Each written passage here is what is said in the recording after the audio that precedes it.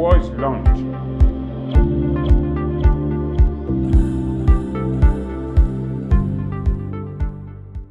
Good day, everyone. Welcome to another episode of AF24NEWS Talks. Today, I'm joined by an executive director here at AF24NEWS, Mr. Martin Ayankola, and we want to talk about a pertinent issue plaguing Nigeria today, which is the power sector. In 2013, the power holding company of Nigeria was privatized, and the promise was that the power supply and power generation would improve as a result of that. But Nigerians have not seen that to be the case. I just want to ask Mr. Ayankola, what would you rate the performance of the privatized PHCN today? The performance has been terrible. I would say very, very terrible. I'm not impressed at all. The 11 different companies are not doing well. The power generating companies, well, maybe you can say they are just trying. The transmission company of Nigeria that transmits electricity is also not doing well. So basically, as far as I'm concerned, the privatization that happened in 2013 has not worked. That's failed, basically. We may have an installed capacity of 12,000 megawatts, but we could barely generate and distribute 5,000 megawatts. And I'm sure only Lagos could take all what we generate now in Nigeria. Everything that we generate, Lagos only could receive it, and then and it will still not be enough for Lagos State. So privatization has not really helped us at all. I mean, it hasn't achieved the objectives for which it was done, and it is high time we looked at it again to see how we can rejig it and make it work. I want to talk a little bit about the investors. I think we want to know what the investments that have been made in the sector, have they been significant enough, and is this a problem that we should say is the government's problem or the investors? Well, we can say it's partially government problem because governments sold the companies to wrong investors. The companies were sold to wrong investors who actually went to borrow money from banks to pay for those for the company's shares. So we now have a situation where most of the companies have been repaying loans that they took from banks, and they've been unable to raise any money to invest in the networks. So you have a situation where they're just collecting revenue to repay loans, and they are not really investing money in the networks. And that's why we have this kind of epileptic power supply and all these challenges we've been having with power supply. I want to speak a little bit also about the Electricity Act, the 2023 Act. I think the key takeaways from the Act is liberalizing the sector, and which is like decentralizing, giving states more power to generate, and also promoting the use of renewable energy. I just want to address the first part of it.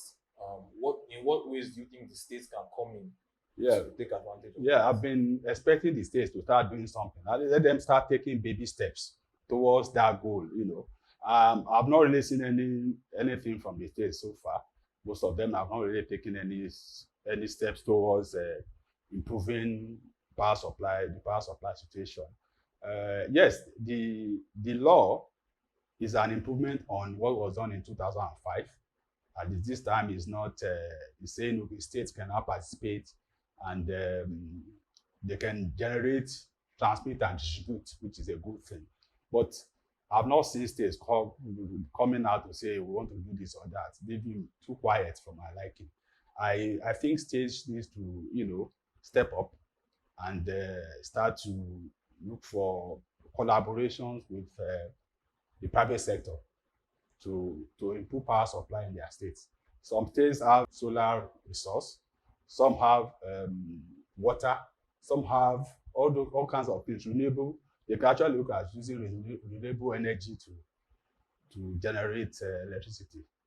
And they can actually get loans, renewable energy loans from foreign financiers if they actually work hard at it. And they could really collaborate with the private sector to achieve that.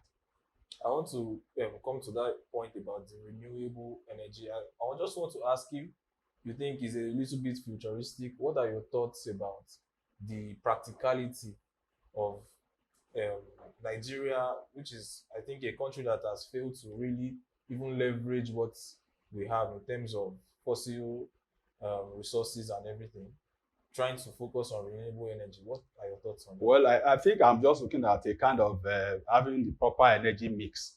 Looking at, yes, we have a lot of gas. In fact, we seem to have more gas than oil in Nigeria. So, of course, we can still continue to generate electricity from gas. But I know we also have a lot of water resources around Nigeria. We also have a lot of sunshine. So we can look at see how we can harness all those things to provide energy for people to use. So that's why I'm saying that basically each state could look at what it could use. For instance, if you are in Maiduguri, you may be looking at solar because of the sunshine there and all that. If you are in states that have a lot of rivers and big rivers and all that, you may be looking at small hydro stations. If you are the whole essence of this thing is to decentralize the system so that people can now generate small, build small power generating stations and, supply small areas so that you are not really talking about that big grid system again. You are looking at, decentralizing the system in such a way that people can generate small electricity for small areas and supply them. Those are the kind of things that state government should be looking at. Because, of course, the centralization of the supply system has not worked.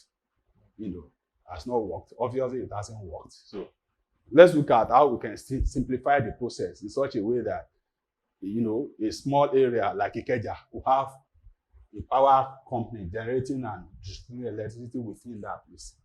I wouldn't know how they work that out with the existing distribution companies. Anyway, those ones are what they will need to work out. But basically, I think we have to start looking at those kind of things that people can build power stations that are not bigger than, let's say, 5 megawatts, 10 megawatts, and then they can supply a particular area or maybe supply some estates. So those kind of things are things that we can start to look at as we move ahead. Thank you very much for that, sir. Thank you also for joining us today on this episode. Let us know your thoughts about everything we've discussed today in the comment section. If you want to see more of us, subscribe to our channel on YouTube and follow us on our website and our social media channels. See you again next week. Thank you.